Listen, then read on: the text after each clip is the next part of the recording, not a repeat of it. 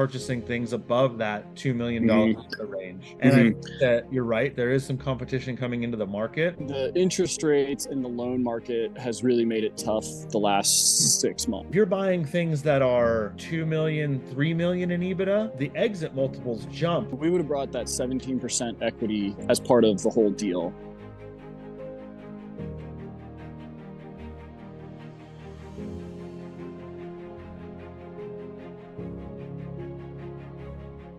Tell me, let's recap, let's recap what we do. Like, obviously you're from Reno. What do you do in Reno? I live in Reno, grew up in the East Coast in Pennsylvania, moved out west not long after my undergraduate work to do a master's. And then at that time in my life, I was 23 or whatever, the most important things to me were skiing, rock climbing, mountain biking, those kinds of things. And I ended up doing a PhD at University of Reno because it was a cool location near Tahoe and a field I enjoyed. Yeah, and we were supposed to live here for a few years and then move back up to Seattle where my wife's from. But here we are 12 years, 13 years later. And my wife's a veterinarian. She's a practice owner. And so that's her main gig. We also do a lot of real estate investments, but all in the Midwest. And then I still work for an environmental consulting company in my current field, which is I really don't have a lot to complain about, I guess, other than, I'm a goal setter. And at some point you're like, I feel like I could achieve more and want to achieve more. And so I'd say after we bought the hospital with another partner, I say we, really, this is mostly my wife. I'm emotional support and some financial guidance at times, but she's driving that and she does an incredible job. Hardest working woman I know. And I will just say this about veterinarians in general. They're the hardest working group of professionals that I know. And it's just incredible to see them. But after we bought that, we started to realize power of ownership, investments. We both, science people really didn't have any training in finance or how money works, for example. And so started to really educate myself on that and made use of some home equity we had in Reno because we were able to buy at a really good time. And obviously the last few years prices have just been crazy. We were able to use that and leverage that we partner with my brother-in-law, and we've got a couple million worth of real estate investments now, and that's been really solid. And so lately it's been harder to find real estate investments, I feel like, that are at least fitting our buy box. And then we did just close on 8 units though, so that was good. But where are the 8 units? Cedar Rapids, Iowa. I love that city. Dude, I went out there to visit some of our other properties in January, and I was pretty blown away because I'd never been there. I identified it as a market that seemingly was growing, had good proximity to some other larger cities, Chicago, Minneapolis, etc. I like the state of Iowa. From my background, I have a lot of climate understanding in my life, and from a natural disaster perspective, I was better. They're going to avoid most of the hurricanes that we're going to see a lot of. So I liked it from that perspective too. And I said, well, I need to get out there. And I spent a day with my property manager, drove all over the city, got to know it. And I was just like, this place is booming. It's clean. It's got some good food. There's a little section of town called Croatian inspired. My arch nemesis, my background, my family heritage is half Serbian. And so the Serbian and the Croats, they were always fighting with each other. Totally. Yeah, man. Yeah. So anyways, just to build off what you said, I was blown away by that city, just in not what I expected from a Midwestern city. It was booming, very clean. I had a great meal downtown, a bougie bar, brewery type place. And I was just like, wow, I didn't see this coming. I was happy, and we're continuing to try to invest in that area. So let's talk about that, right? So Cedar Rapids, Iowa, you guys just bought an 8 unit there. The 3 most important things in real estate are location, right? Tell me why that 8 unit was a great location and why you decided that you wanted to pull the trigger on it. Good questions. I kind of talked a little bit about Cedar Rapids in general, just from not explosive population growth. It's not what some of the other pandemic areas saw, but it was steady. And sometimes I appreciate steady and slow over trying to get on the bandwagon of everything else. So I like that too. It's not I'm not competing against thousands of other investors, I feel when I'm making choices, which also helps me to not get into bidding wars and be able to kind of dictate stuff on my own terms. These particular particular buildings are two fourplexes, like they share a parking lot. They're in actually Marion, Iowa, which is kind of like the other half of Cedar Rapids, basically. Very nice suburb. Properties were mid-90s built, so I like the age, knowing that, okay, I don't have like, there's stuff, don't get me wrong, but like, and then the other part is their area, this suburb of Marion, like you go a quarter mile north of where these fourplexes are. Well, first of all, in their neighborhood, there's lots of really nice single family homes that are, in the $300,000-$400,000 range. And I bought these. We got 8 units we paid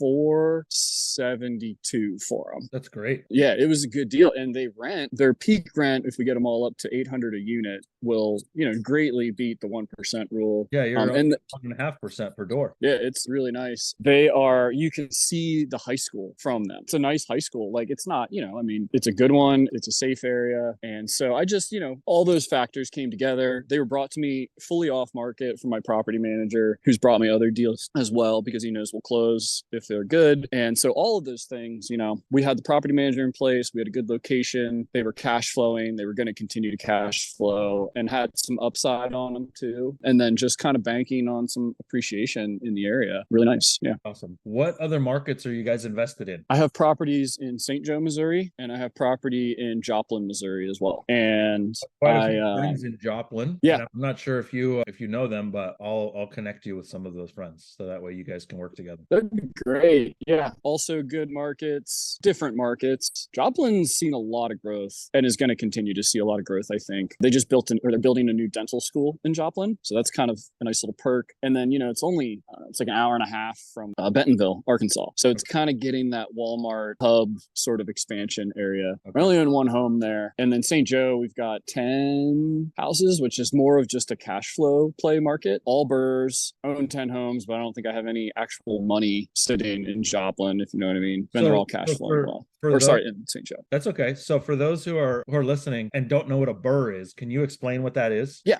Basic principle is I buy a completely destroyed home or mostly destroyed home, but a property at discount. Typically try to pay cash for that. And then I bring the value up enough by renovating it so that I can then put a loan on it, take a cash out refinance that covers all the money I already invested. I essentially get my money back, then I rent the property, and ideally it's cash flowing, and then I take all the money I used and I go to the next one. So okay. Burr is buy, rehab, rent, refinance, repeat. Awesome. And keep on rolling that money into the future deals. That's the idea, although it's been challenging because the interest rates in the loan market has really made it tough the last 6 months. There's still deals to be had, but they're not quite as juicy as they were, when you were getting debt at 4%. Now my mortgage payments my interest payment on that, $200,000 house is double what it was, a year ago. And so we've slowed down on that a little bit, and we're kind of waiting for we have some equity locked into a couple other investment properties that we'll get back and we'll probably get going again, but it's been harder. We just turned one down in St. Joe because we called the bankers and, they're getting really tight. At least our loan partners are getting a lot tighter with what they want to loan from a total amount and also just the interest rates. So one lender who used to basically just loan us 80% of the ARV after repair value, he's like, well, he's only loaning on debt coverage service. So wow. DCSR, wow. Meaning that previous house, say I had $100,000 of value in it, I could get $80,000 out. Depending on what it rents for, I might only get $60,000 back out or wow. 55, depending on how he has a little formula that I don't know that I fully understood. But anyways, it just was coming in where we were getting about 60% of the ARV. Wow. So that probably makes it really tough right now. And because they're not only changing it, obviously the interest rates have gone up a lot, but now the guidelines on how they're underwriting and lending have also changed. You're getting kind of hit from both mm-hmm. sides on it. So then what's the next move? What do you pivot to? Well, yeah, that's a good question. And there's an argument to be made that now's just keep buying, just handle, leave some money in your deal. Or, if you find a deal that breaks even, but you still have to leave 20K in it, you should just keep doing that. And so we've thought about that, and we probably will do some of those deals here in the future. Another thing we've started to focus on is, like I mentioned, we bought an 8 unit. We're really trying to move into larger deals, Like what kind of larger deals? Ideally, something in the 20 to 50 type range, units wise, looking at stuff that's, more in the $1-2 million, $3 million purchase price, and allows us the same thing where we can put a bunch of money in it, get it updated, get it up to market rent, get the management in place, and bring value back to it. And we still see some of the same issues with that. Like, ideally, you can again refinance that property after you've got it stabilized, and then you can get all your equity back out. Most of the underwriting I've done recently, you're looking, maybe you get 80% of your equity back out. Not terrible, but you might have to just suffer through some like slightly lower percent returns until we start seeing interest rates come back down into I don't believe they'll be 0% again, but I do think we'll start getting down into the 4s, and just 4s for refinances, 5s for refinances. That's going to stabilize, I think, at that. So that's what we've been doing. The other thing, I think where you and I maybe cross paths a lot too, is I've been pretty active in searching for another business. Awesome. And so that's been taking about that, man. Tell me all about it. I'm in that world right now, big time. Well, I mean, I've been in that world for a long time, but now I'm like actively campaigning and looking for stuff to purchase. Yeah. Similarly, in the same boat, we definitely have identified that like now can be a very good time to buy a business. A couple of reasons that we've pinpointed. One, a lot of these businesses didn't do a great job of pricing in the inflation that came through. And so, they're running on slightly lower margins, but there's room to enable them. Two, as many of us in this world know, like, the boomer generation who owns tons of businesses are starting to, put forth their exit plans. So stuff's coming on market. And then three, I recently read that, exit multiples on EBITDA are almost at their lowest that they have been in some time right now. So for a buyer like you or me, it could prove to be a solid time to get something. And then again, as debt becomes cheaper and those EBITDA multiples start to come higher up, you have a good chance at a good exit value. So we've had a couple deals. One, it was a really hard pill to swallow. It's going to be good, but we had to pull out. It just didn't work out. What kind of business was it? So this was interesting, and I'll just preface this with like my search, because we're tied heavily to the Reno area. We have 2 little girls. They're 5 and almost 8, we're engaged. And so we've been largely focused in this geography. And with my wife running a veterinary hospital, there's only so much time one can travel about. So we're trying to keep our regions nearby. So this business was here in Reno. It was actually a pallet manufacturing company, which was really, really intriguing. If you think about it, it's super simple, right? It's like you buy lumber and you put it together like Legos. And that was highly attractive. Many different ways to make money in a pallet business, like things that I'm sure you've thought about, but looking from the outside in have no idea that there's easily 5 different ways to make business or to make money in that business right away. And on top of that, it's very simple labor. Yep. Doesn't take a rocket scientist to build a pallet. Nope, absolutely not. So this particular business, we liked it for a couple of reasons. Positioned in Reno, that was a big checkbox. 2, had about the EBITDA value we were looking for. We're mostly shopping. We don't, to me, anything below 500 is just not quite, the juice quite isn't worth it for me to depart what I'm currently doing. After you factor in debt and stuff, you're like, well, I'm not actually like doing any better than it was. So, you got to be this was sitting their last 3 years. I think we're running 700, and then they had a 1.2, and then they had a 2 million. And then their T12 was back down to about 1.6. Gross rev? No, in EBITDA net. Okay. Yeah. Somewhere in an average about 1.2-ish. Yeah, I think we valued it at 1.4. I think what we did is our value was going to be, it was on 1.4 million of EBITDA, and I think we were looking at about a 3.8 multiple on it. Wow, that's really strong. Well, so the other reason is it also was coming with, so that was only the business part. Okay. It also came with 13 acres of land, of which they operate on. So then we had to consider an offer on the land, which is probably going to be,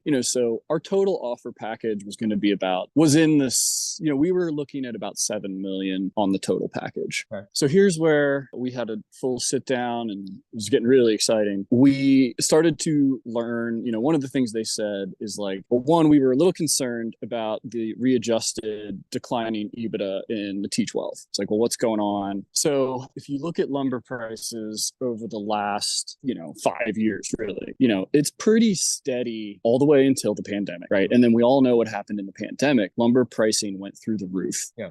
by 5 times almost. So when you look at the revenue of the company, they hold tons of inventory in lumber. So he bought a lot of inventory at a pretty low price pre-pandemic, just because that's their standard operating procedure. And there's nothing wrong with that. That's a great idea. So he had a bunch of lumber in there. Then the lumber pricing comes up. He's able to pull the pallet pricing up quite a bit and was turning really big profits. So now if you look at the lumber market, there were 2 spikes. One in about late 2020, came back down, and then again, kind of like summer to fall 2021. So what he was able to do is be smart enough, great businessman, to have a bunch of lumber on hand. And when he saw that price go back down, that lag between those two, stockpiled again, right? So he's buying cheap, selling high. So we got concerned because we're now at base lumber prices again. So if you're just steady Eddie on the base lumber prices, like where does that leave you from, a net profitability standpoint? So we requested, like all the financial history they had, I think we got back to like 2013. Okay. And lo and behold, even though,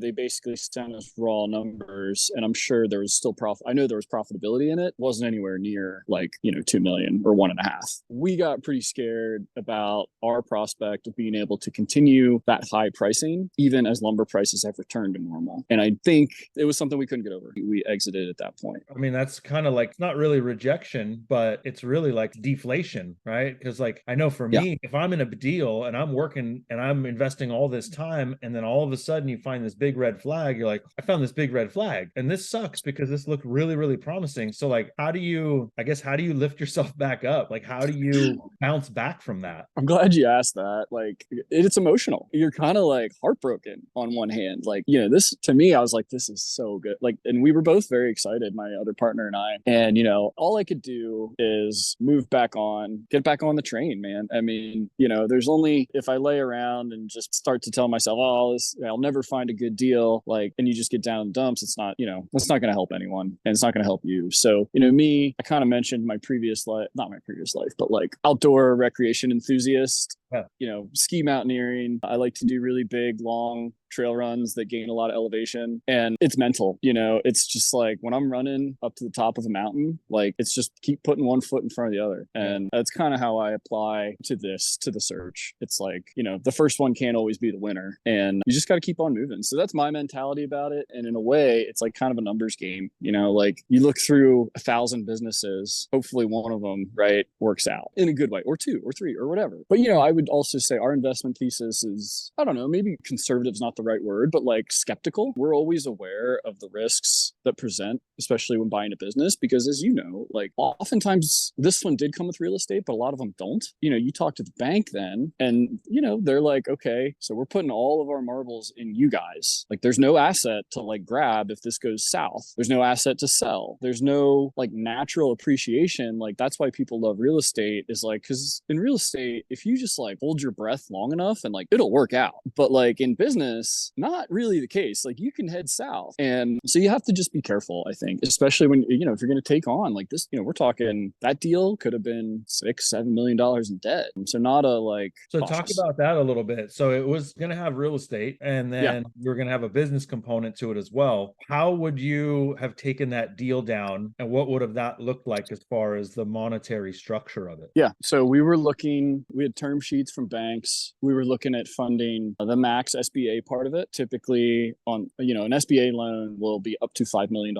And what our plan was to try to get as much of the purchase price allocated to real estate as possible. If you can get over 50% of your purchase price allocated to an asset, such as real estate, then you can pull your loan into like a 25-year term. From a cash flow perspective, that's killer. Huge. Now, and plus interest rates on a real estate backed loan through the bank we were working with, we're looking at the time of about 6.5-ish. Wow. Versus if you're on like a strict SBA 7A loan without real estate, you're looking at right now 10.5%. Yeah. So like big differences in that kind of money. And so what we would have done is we were looking at about, I think we were probably going to bring 15 to 20% equity to the deal. It was looking like what the banks were wanting, say 17 or 18% of cash. And then we had SBA covering another $4 million. And then we were looking at a commercial topper to that loan. So that would have been, maybe another 1.5 million on the commercial topper. And so the commercial topper would have been trickier. Commercial loans have a lot more covenants associated with, and they also, might be tougher terms to deal with. So we wanted to put as little as possible onto the commercial topper, as much as possible into the SBA, but also not like bring so much equity to the deal that it was like not worth it. That's kind of how we were initially going to do it. But like I said, we pulled out before the finish. Yeah. So were you going to also bring in some investors for the difference, or were you going to have that commercial topper basically handle the close? No. So we would have brought that 17% equity as part of the whole deal. So that's we have our team. I have 2 team members that are a mix of active, but also capital partners in a much more liquid position, and they've had some successful exits of businesses recently. And so they're kind of looking for opportunities like this. And then, so we would have brought that cash. I'd be bringing cash too, and there is the opportunity, like we could have done how you might structure like a syndication. I mean, I think this deal on paper was looking so good that I don't think it would have been challenging to raise, money from, say, a pool of LP investors. But in this case, we were hoping to keep it to the 3 of us. That's awesome. I know you pulled out because you found some red flags that you didn't like, but is there, now this was obviously a while ago too. How long ago was this that you guys kind of dropped this? April. Is there any reason why you wouldn't go back now and ask for updated financials to see what's going on, and maybe you can do a retrade? It's not a bad idea. I mean, it'd be worth it. I really want to know if they closed the deal. From the brokers we were working with, apparently they were kind of meeting with 3 to 4 buyers. And I don't know what the other buyers were, but when I called them and just said, I don't think this is the deal for us, they didn't seem to lose too much sleep over that. Okay. So I'm kind of guessing they're in contract, but it would be it's a good idea. I should probably just reach out and be like, hey, I'm just kind of curious, like, where are things standing? I also wanted to see if they had anything else in the pipeline that would be suitable for us as well. But it was a very, very attractive deal at first. And I mean, for all I know, it was going to be, it could have been a brilliant plan the whole time, but I will just say, like, staring down that kind of debt and with some not clear ability to maintain profitability, like, because we were already seeing, the percent profitability, the percent margin was already shrinking in the T12. And I think that's what threw us. It was like, wait, we need to kind of rethink this process. And we got deeper into the profitability. We got deeper into the COGS. And it really came down to, like, it's kind of a commodity driven business. It's tied to lumber pricing. If you can buy low and sell high, you're going to kill it. But if you're kind of buying, average and selling average, you're going to be at a much lower EBITDA that would not cover the debt we were having to take on for it. So, and the other thing too is, like, I don't know what you're seeing, but I just read an article the other day that private equity, non-individual investors, private equity corporations are starting to move their buy boxes into these lower tier EBITDAs as well. More private equity firms are coming into the 750 to $2 million EBITDA range, whereas previously they're usually operating in the greater than 3 million EBITDA range. I don't have a clear understanding why, but I think we're starting to see some heightened competition for what I would call search funders or individual investors. Yeah, I find that interesting because typically they're going to be purchasing things above that $2 million range. And I think that you're right. There is some competition coming into the market. I also think that some of these PE firms and family offices have kind of been shown how much we can increase EBITDA, not easily, but how quickly we can increase EBITDA and then double the exit multiple. And so I think that institutions are trying, they're trying their hand, they're trying their luck at these things because they've brought on other people to put into their organization who are going to be running that smaller division. Yeah. This article pointed out that one of the things they think may be happening is a lot of these private equity firms may have gotten onto a larger platform style business like an HVAC company with the expectation of growing the EBITDA organically, but maybe having a difficult time doing that and thus not hitting their investment target from their original thesis. So now they're resorting to gobbling up smaller ones to, rapidly kind of grow so that they can hit their timeline of investment. I don't know what the answer is or how real it is, to be honest. Like, it's different in every arena, but I think I'm seeing that a little bit. But so where are you into right now? Buying businesses, right? We currently have our general contracting company, here in Southern California. We also own a specialty tax company that helps businesses get different types of tax credits from the government. There are 2 tax credits that we specialize in. One being, it's called the Employee Retention Credit.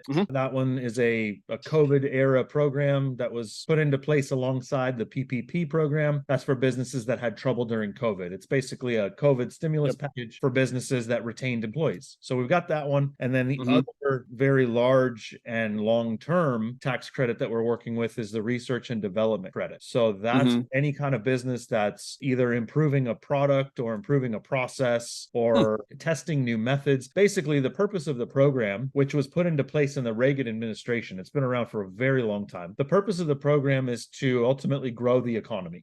When they grow the economy, they grow their revenue, they grow their tax revenue, which means we pay more taxes. So what the government is doing is they give businesses almost a dollar for dollar tax credit, and it's a refundable tax credit. If a business is trying new stuff, they don't have to succeed, but if they're trying new stuff, the government literally sends them a check for trying that stuff. If they've already paid up all their income taxes and their payroll taxes, if they're paid up on that, they literally get a check from the Treasury. Yeah. So is there a market restriction to that? I mean, like there's clearly, the spectrum of trying new things could be like broadly interpreted. And, one could be like a high level R&D exercise on how to abate, carbon in the atmosphere versus, my arborist company is trying out, a different method for falling trees. So like, how do you interpret that? Yeah. So the tax code's pretty clear on it. And, there's certain boxes that we have to check in order to meet that criteria. But any R&D quote unquote exercise can be qualified expenses, right? And it's all based on the expenses. So money that a business spends, it's not tied to the amount of employees you have. You can also use expenses from third-party vendors, from subcontract as well. So for example, like the high level, reducing carbon in the atmosphere, right? There's pretty clear, like, hey, we're testing these new methods, or we're testing this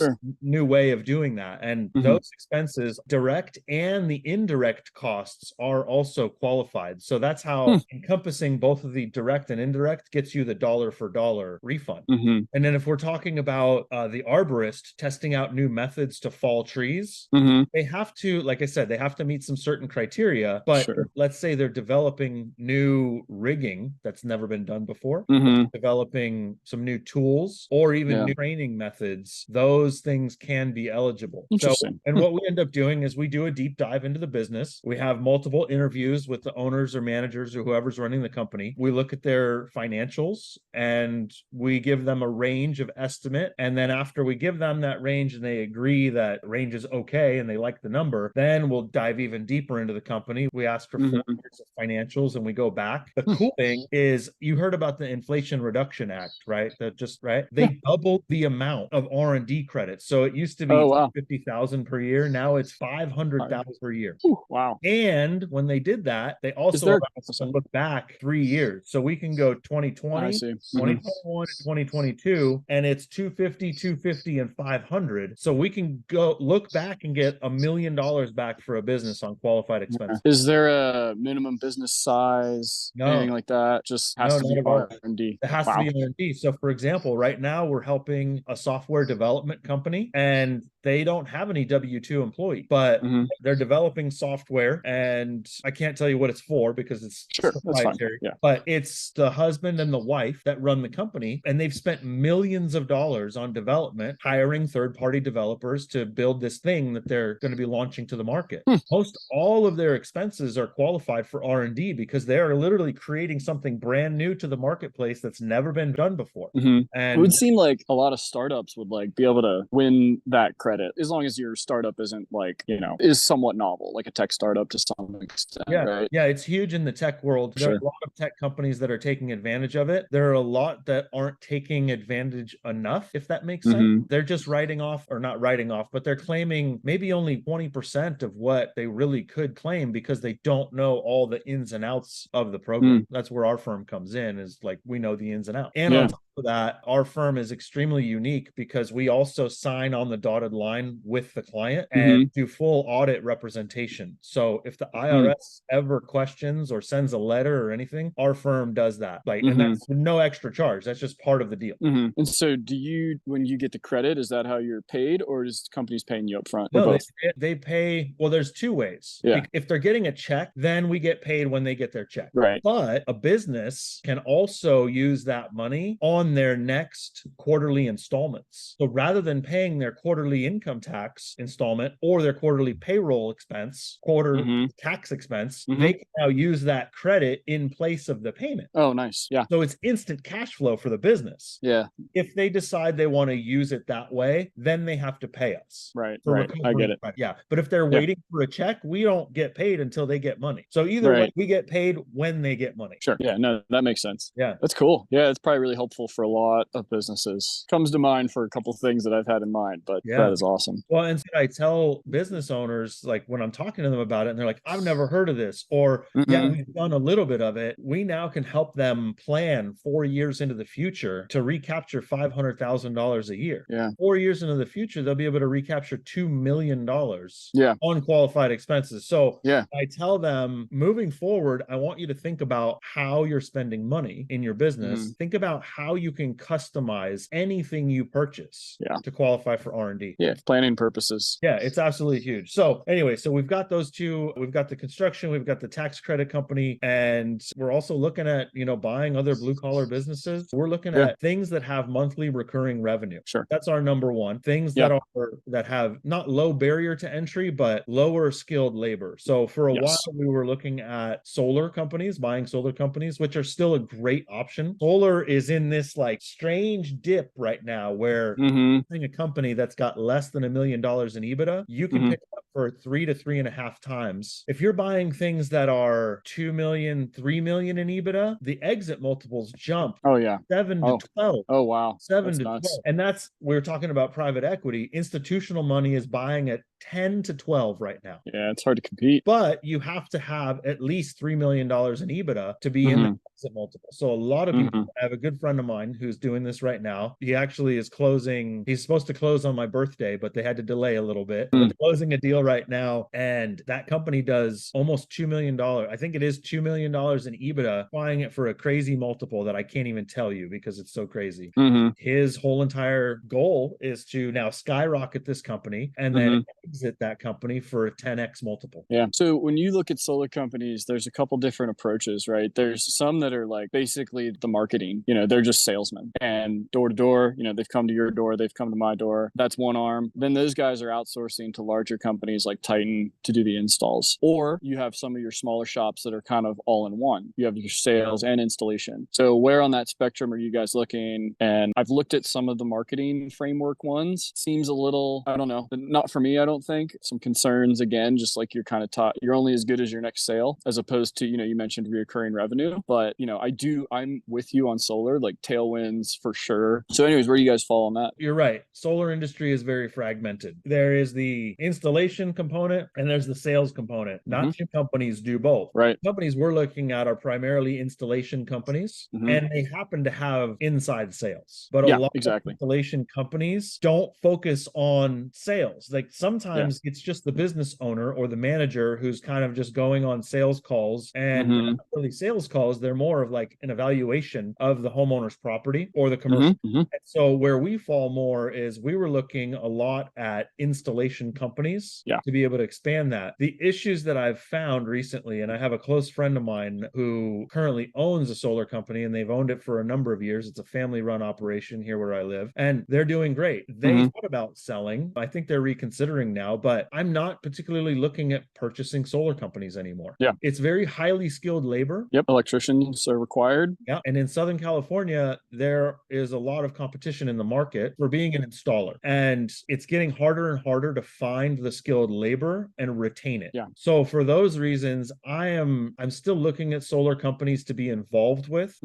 I'm very selective about what I'm looking at these days. Now, I do have another friend of mine who just recently acquired, I don't know if it's acquired or bought into or partnered or whatever, but they're on the marketing side and they are expanding into, I believe they're in 40 states now. Oh, wow. That's pretty big. It's huge. And that company is, with their knowledge and systems and processes, that company is going to be $1 billion company faster than a lot of people think, which is rad. So I'm going to be getting involved with them on that side because since we have our general contracting company, Mm-hmm. the way that they work is they'll be our solar division for our company. Mm-hmm. So we invest into their company and they contact all of our previous clients. They do all of the marketing in the local area for us. They meet with clients on Zoom calls or phone calls, and they represent us so much so that they're wearing our company gear. Sure. Yeah. Company logo, our company hats. We send them all of that, all of our stuff, right? All of our merch. And they go after our clients, they go after our local market, and they are now our solar partner for our new solar division in our company. So we're exploring that option a lot more than we are buying an installation company. Yeah, leverage their framework, man. I mean, that makes sense if they got the system in place. So I recently met with the seller of a solar install company here. He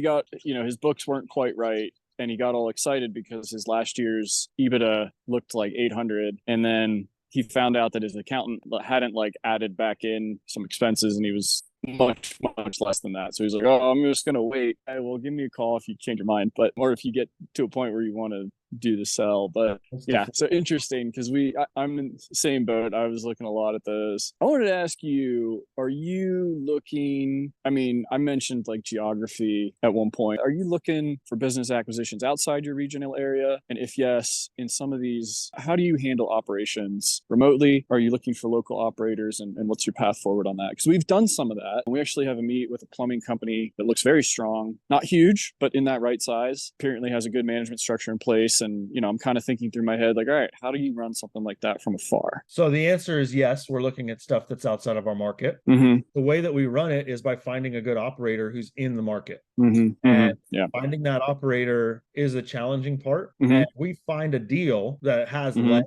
like, for example, your plumbing company that's outside of your market. First thing is to lean on your network, to post on socials, to ask. Right? To ask people. Yeah. What's interesting about socials is you never know who's watching. Oh, yeah, it's crazy. Just because they don't like or comment or whatever, just because they don't interact doesn't mean they're watching. Yeah. I can't tell you how many times I've had people message me after I do a post and they've never interacted with the post or previous posts. And they'll send me a message and say, hey, I've been watching what you're doing. How can I get involved? Or are you looking in this area? Or I know this person who I can connect you with.